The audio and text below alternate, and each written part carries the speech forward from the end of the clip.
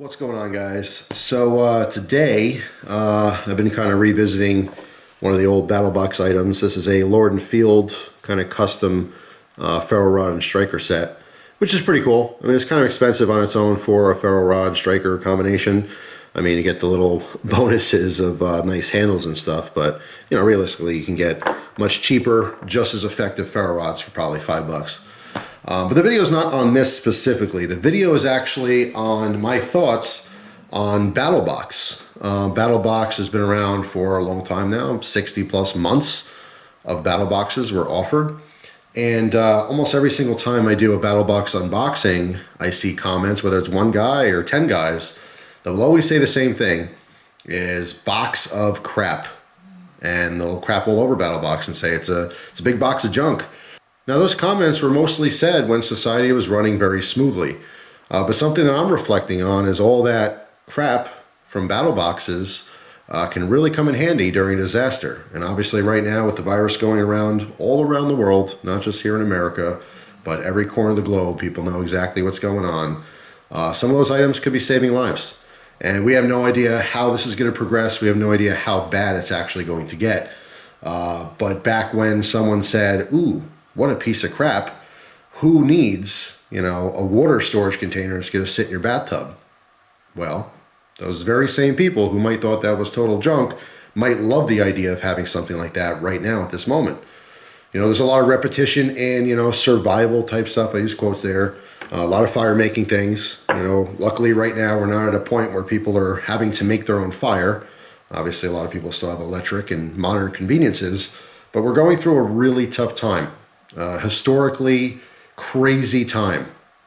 And some of those people who have that prepared mindset are a lot better off right now. It's not just BattleBox. I mean, I'm focusing on BattleBox for this particular video, basically to respond to those people. Everyone who thought that was crap and junk, things like, you know, water filtration systems and survival food and, you know, long-term storage items that you could be actually using right now. Things like, you know, crank radios and stuff.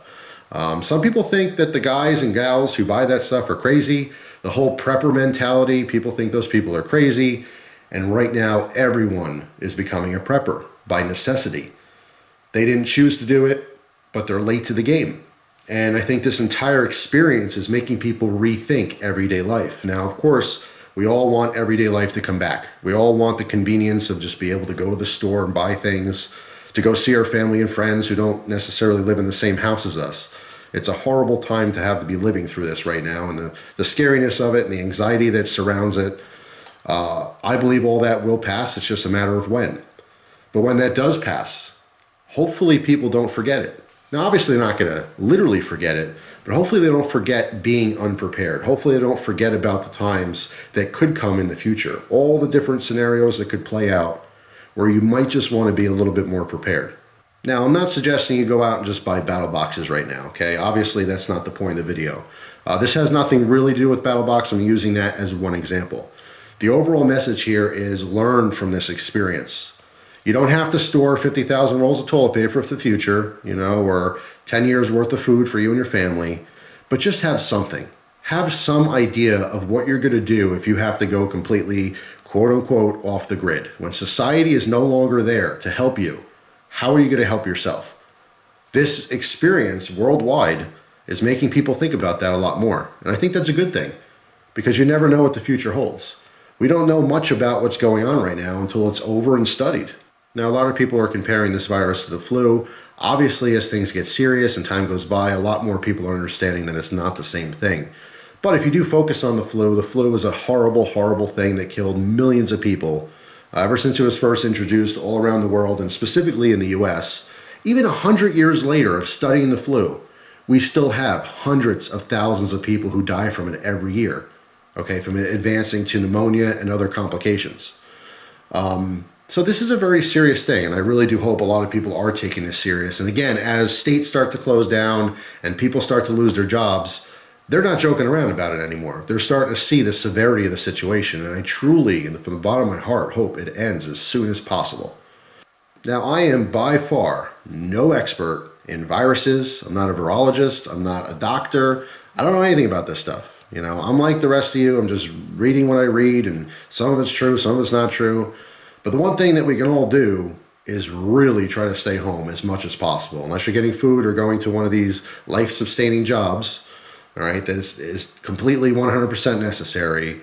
Stay home, stay clean, wash your hands. The biggest thing is, even if you touch things and you don't have the availability to disinfect and use, you know, all these different wipes and sprays and all that stuff. Let's say you don't have any of that, because a lot of people don't. They just don't have availability. They can't even buy it anymore. Make sure, at the very least, to try not to touch your face and to try to keep your hands clean. And before every time you eat, go and wash those hands one more time. Because even if this virus is on your clothes, on, you know, things in your house, your car, whatever the case may be, as long as you keep washing your hands and it doesn't get inside of your mouth, your eyes, your nose, you know, you'll be okay. You can avoid getting it in you, even if it's on you, by continuously washing those hands. It's, you know, it's just so important. It really is. And I'm not here to preach or anything. Obviously, you've heard this 10 times over by now. But I'm just saying it just so it's in the top of your mind. Maybe you're about to have a sandwich right now. And you go, oh yeah, man, I should wash my hands again. I forgot. Just really try to keep it in mind, because the faster everyone gets on board with this whole thing, the quicker this will peak and start to get better. Because that's what we need to do. We need it to start to get better. Anyway, my thoughts and prayers really do go out to all the people who are affected by this. You know, these people are parents and kids and sisters, aunts, uncles, you know, you name it. They have family. And every time someone dies, regardless of what, it affects a lot of people.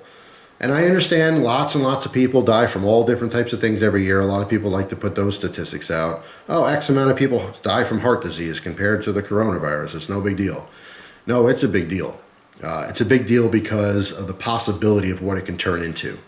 Okay, you can't throw statistics out there and say, oh, well, 500,000 people died from heart disease and only 2,000 died from this. Yeah, now. But what are you going to say when 1 million people died from this? It's too late.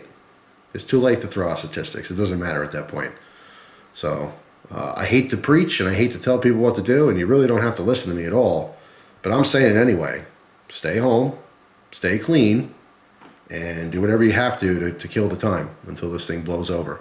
But the smaller point I wanted to make in this video is specifically the BATTLBOX and things like it, gear boxes and, you know, different surprise mystery boxes and stuff like that. You know, people thought that was really dumb. But those same people are kind of second guessing that now. And I'm sure, even if you did think it was dumb, you'd really want to have some of those things in an emergency. It's better to have this stuff and never need it than to want it and not have it. Just something to think about. Hopefully you guys have a wonderful day, and I'll see you tomorrow with another video. Take care.